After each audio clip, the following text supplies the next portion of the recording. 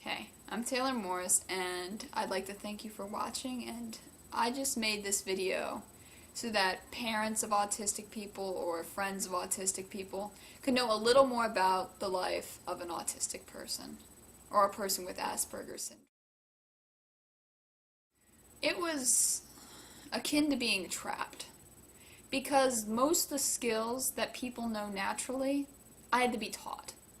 The natural social skills, the natural communication is not natural for a person like me. It has to all be taught. So back then, when I hadn't been taught those skills, it was like being trapped. You couldn't communicate, or I couldn't communicate. I couldn't express myself in any way because I hadn't been taught how. I did not understand the connection that communication gives you. My clearest memory was once when I was actually at a therapy session. I don't remember that, but I remember when I was in there, there was a swing. I enjoyed it so much. It was like amazing for me. It was the coolest thing a 2-year-old could ever do. Be on this swing that swings in all 4 directions, and it's awesome. And I remember they stopped me, the therapist, and the therapist tried to get me to ask for more, to use the sign language more to communicate, to try to get me to communicate, because they could tell I loved being on there. So they were trying to use that as a tool to get me to communicate. Now back then I didn't quite realize this. All I really remember is thinking, wow, this is fun. Oh wait, now they've stopped me. They want something from me. I can't give it to them. I can't do it. I'd say I'm different from most people just in the sense that I have my own world.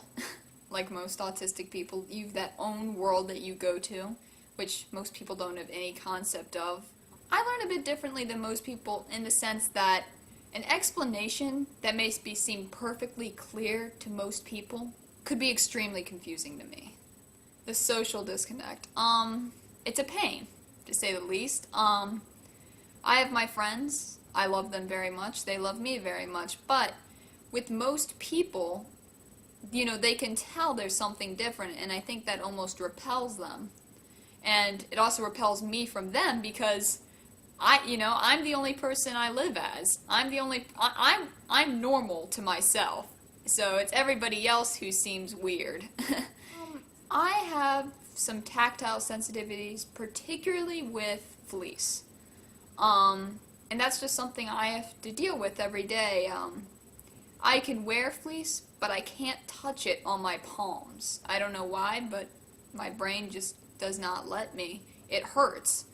And so a lot of times what I'll do to work with that is I'll pick it up by either like my fingers, or not my thumbs because they're sensitive too, but like this, just read the tag and see if it's fleece, and then I know, okay, I can't touch this with my hands. So there's things like that you have to work with, but I would say not debilitating, but definitely different. I definitely have issues with sounds as well, particularly 2 things. Sudden sounds. Sudden things. I don't know what it is, but I find in general, autistic people don't get along with things that are sudden, particularly sounds. Any sort of alarm that I don't expect scares me. It actually hurts my ears because they're not ready for it. They didn't know about it. And the other thing is associations. Once when I was a little kid, there's a game called Oregon Trail. And it was about going from the East Coast to the West Coast. And of course a lot of people died during this journey. So every time a person would die in this game, you would have sad violin music. And the music, it was soft music, but every time that it happened to me, it literally scared me. I would get so freaked out, and it hurt my ears. Even though the sound itself was fine. It was just a violin, but for me, because of the emotions associated with it, I couldn't bear it. My world, the great disconnect. I think most autistic people access their worlds through their repetitive actions. People wonder why they do this. and it's to get in our own world.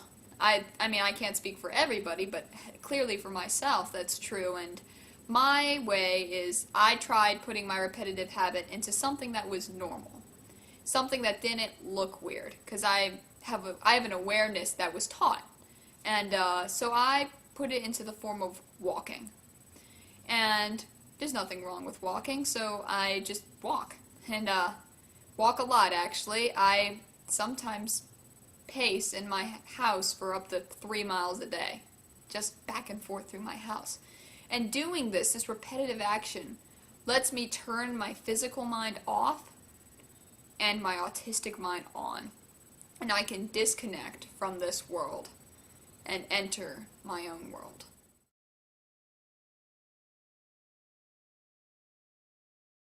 It's different from the disconnect the quote-unquote disconnect you feel when running, because I think if you ask any runner, you feel a special sense of self, a sense of independence when you run, feel powerful, and you get to know yourself better, but it's not the same as the autistic disconnect, because you're still operating within this world. The autistic disconnect is out of this world. It's your own world that you enter. I'd say the greatest thing for you guys as parents to do is try finding new ways of communicating with them. If something's not working, chances are if you don't take a different approach to it, it's not going to work. You know, it's not an age thing. It's working with their minds to give them the skills so that they can communicate in what's called a normal way. I think the best thing to know is that your child, even if they don't behave, even if they're not being the way you want them to be, realize that they're not trying to be a pain most of the time, I'd say. Realize that they're desperate. They can't communicate. You know, they feel trapped. I think autistic people in some areas are even more successful than most people. They have special talents. You know, we can be productive citizens if you get the early treatment. If it's caused by a problem in their diet, you know, change their diet very early. The worst thing a parent can do is, when they're young and not sure if a child's autistic, deny that they might be autistic. I realize I'm not the norm. I realize that there are many, many cases that seem hopeless. And I'd just like to say, there is hope. I know how hopeless my mom must have been feeling when I was younger, when I wasn't talking, when I was throwing the fits, when I didn't look people in the eye. And I think that, you know, hold some hope. Try new ways. Once you get that one area of them working, one area of communication, I believe it's a domino effect. You know, you open the doors of communication for them and provide them some hope, that they will continue to try to get connected with this world and ultimately be much more successful. So I just say, pretty much, there's hope. Don't ever lose hope. Your life. What do I like about my life? I love being able to say that I'm a successful person and I'm not a normal one. I love being just a little bit different. I love that I can go through life and do the things that most people do, yet have almost a different twist on it.